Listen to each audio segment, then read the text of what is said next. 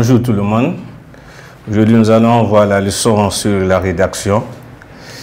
Et la première leçon de la rédaction au niveau de la 9e année, c'est sur la lettre.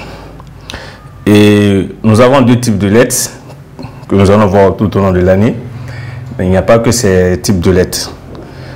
Maintenant, dites-moi, quand moi j'envoie une lettre à une connaissance, à un parent, à un ami, dites-moi, ça c'est quel type de lettre? C'est bien, c'est la lettre ordinaire. Donc il y a d'autres types de lettres comme la lettre administrative, la lettre de motivation. Donc nous allons étudier aujourd'hui la lettre ordinaire. Qu'est-ce qu'une lettre ordinaire? Ce que nous allons voir d'abord. Et ensuite, nous allons rentrer dans la profondeur de la leçon. Maintenant, nous avons quelques objectifs à atteindre au cours de cette leçon.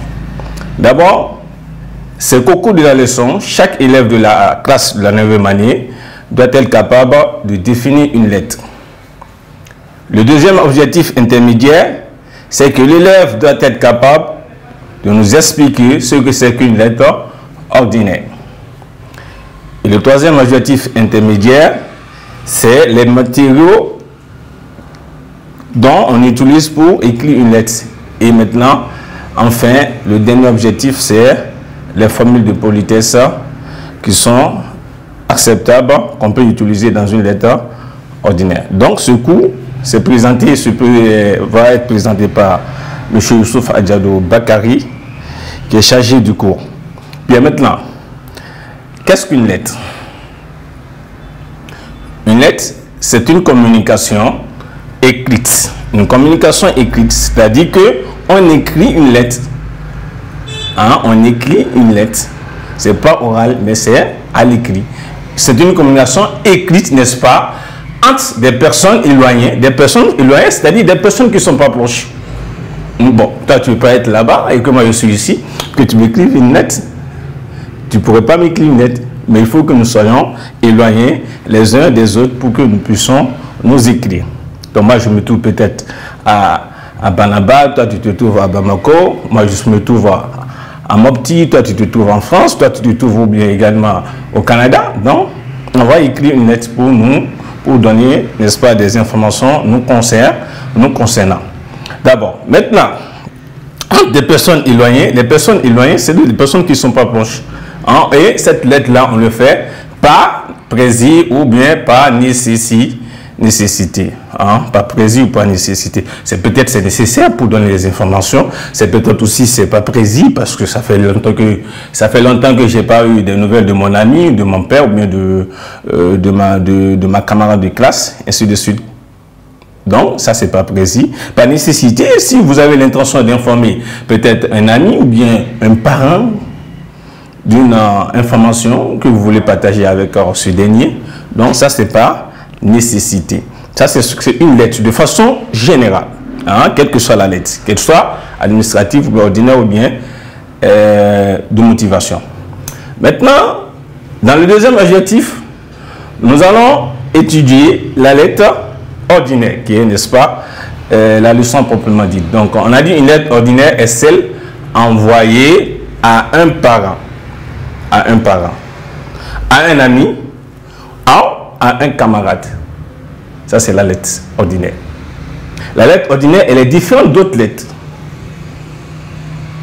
Maintenant, une lettre ordinaire, c'est une lettre qu'on envoie à un parent, qui peut être ton cousin, qui pourrait être ton ami, et qui pourrait être ton cousin, ou bien encore ton père, ta mère, tes frères, tes cousins, tes cousines et autres. Ça, c'est un parent. Ou à un ami, et également à un camarade, et également un ancien camarade. Ça, c'est une lettre ordinaire. Et ce dernier pourrait se trouver dans un espace peut-être éloigné de toi. Donc, c'est une manière pour toi de lui faire part, n'est-ce pas, de tes nouvelles et de recevoir en retour, n'est-ce pas, ces informations, ou bien encore, n'est-ce pas, recevoir également ces nouvelles.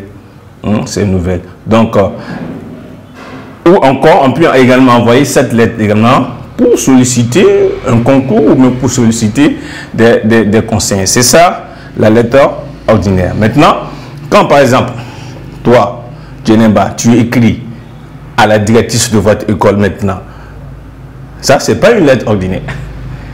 Hein? Ça rentre dans un autre contexte que nous allons voir au cours de l'année. Ça, c'est la lettre administrative. Mais quand tu envoies une lettre à un frère, ou bien encore à un camarade, ou bien encore à ton père ou bien à ta maman, c'est ça qu'on appelle une lettre ordinaire. Hein? Tu ne peux pas envoyer une lettre à un député ou bien à un maire de votre commune. Ça, ce n'est pas une lettre ordinaire. Donc, une lettre ordinaire, je répète, c'est d'envoyer à un parent, à un ami, ou encore, n'est-ce pas, à un camarade. Maintenant, quand on veut commencer à écrire la lettre, on a besoin de certains matériaux, n'est-ce pas, qui sont d'abord le papier. Le papier, n'est-ce pas, un papier blanche, n'est-ce pas, clair, hein, sur lequel vous allez mettre les informations que, n'est-ce pas, vous voulez partager ou même que vous voulez donner à votre interlocuteur, à votre destinataire. Et maintenant, il y a l'écriture également. Vous devez tenir compte de l'écriture. Vous devez écrire de façon correcte, lisible et sans rature, si possible. Sans rature, il faut que ça soit une écriture lisible, parce que il ne faut pas obliger votre destinataire à fournir beaucoup d'efforts pour vous comprendre. Donc, ça doit être lisible. Et le papier également doit être un papier blanc, n'est-ce pas, de grand format. De grand format. Et ensuite, vous avez besoin également d'une enveloppe. Une enveloppe dans laquelle vous allez mettre le contenu que vous avez mis sur le papier. Donc, vous devez mettre ça sur la table d'abord et enfin acheter, n'est-ce pas, un timbre. Ensuite, acheter un timbre. C'est ce qui va vous permettre, n'est-ce pas, de regrouper les matériaux nécessaires pour écrire une lettre à n'importe qui. Maintenant, sur l'enveloppe, il y a le recto, il y a le verso. Le recto, ça c'est la grande partie, hein, la grande partie où vous devez mettre vos informations. Et ensuite, il y a le verso également. Dans la deuxième moitié du verso, vous allez mettre les informations de votre destinataire, la personne à laquelle vous écrivez. Vous mettez son nom, sa profession, c'est la ville dans laquelle il est, et ainsi de suite. Toutes les informations nécessaires pour, n'est-ce pas, identifier la personne. Donc maintenant, vous devez tenir compte également, lorsque vous écrivez, de la ponctuation.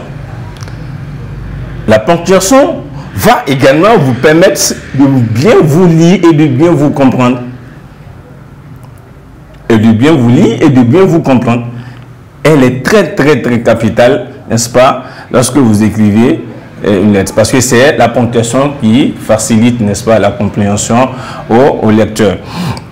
Et dans une lettre ordinaire également, il faut éviter les points de suspension, les points d'exclamation. Évitez tout ça. Hein? Éviter les points de suspension, les points d'exclamation. Bien, maintenant, la lettre ordinaire. Souvent, on voit des élèves à qui on donne de rédiger une lettre. On dit rédiger une lettre personnelle. Rédige la lettre personnelle.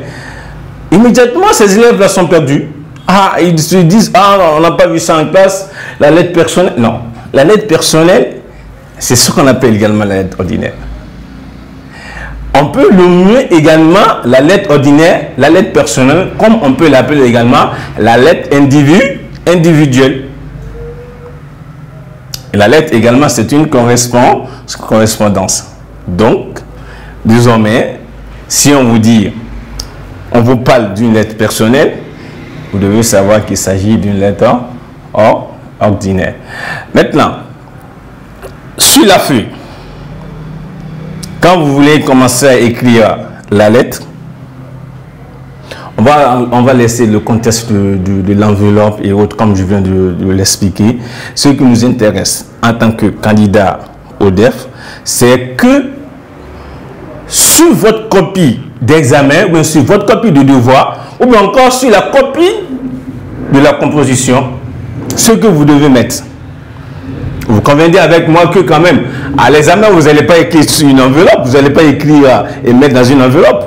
Mais ce qui nous intéresse à notre niveau, c'est que vous devez savoir qu'il s'agit, n'est-ce pas, du contenu sur le papier. Maintenant, vous avez le papier. Et maintenant, en haut et à droite, par exemple ici, vous allez mettre adresse de l'expéditeur.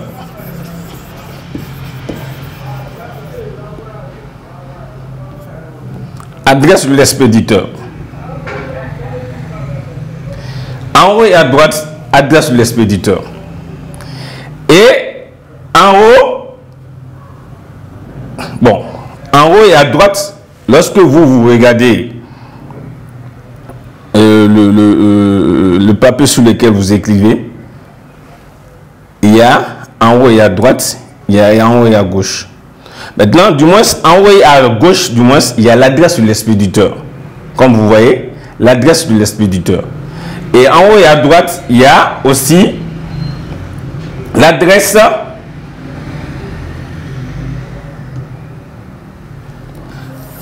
permettez-moi d'effacer ça. L'adresse maintenant, en haut et à gauche maintenant, en haut et à droite du moins, vous avez l'adresse du destinataire. L'adresse du destinataire qu'on écrit en haut et à droite. Adresse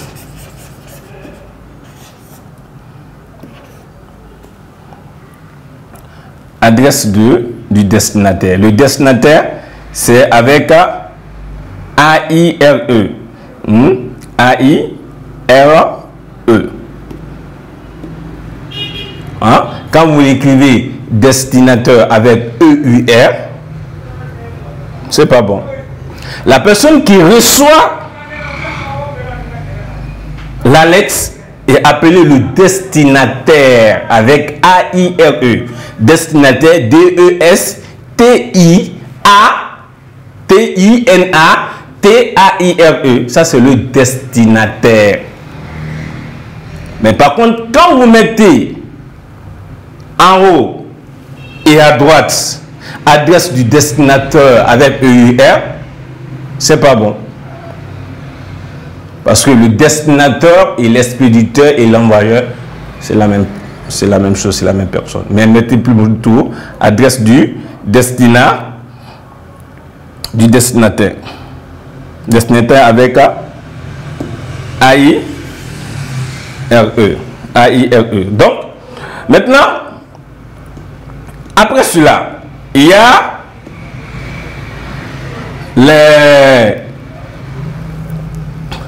l'appellation qui vient. Bon, dans l'adresse de l'expéditeur de l'adresse du destinataire, généralement on met les informations nécessaires concernant. Par exemple, si c'est moi qui écris, je vais mettre Youssouf Aliado, professeur de lettres, domicilié à Bamako, tel quartier, le numéro, la porte et autres, toutes les informations nécessaires. Mais par contre, de l'autre côté, je mets également les informations de la personne à qui j'écris. Mais en tant que candidat à l'examen, pour éviter les tricheries, il est demandé à tout un chacun de ne pas mettre les informations concernant le nom, le numéro de téléphone, les adresses et autres. Donc, vous devez mettre seulement l'adresse de l'expéditeur en haut et à gauche. Et en haut et à droite, vous mettez l'adresse du destinataire. Hein? Donc, adresse du destinataire, ici, en haut.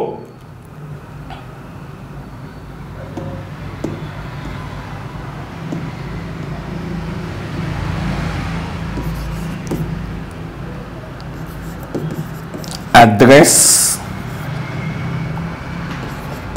du destinataire avec AIRE. C'est ce que vous devez mettre en haut et à droite.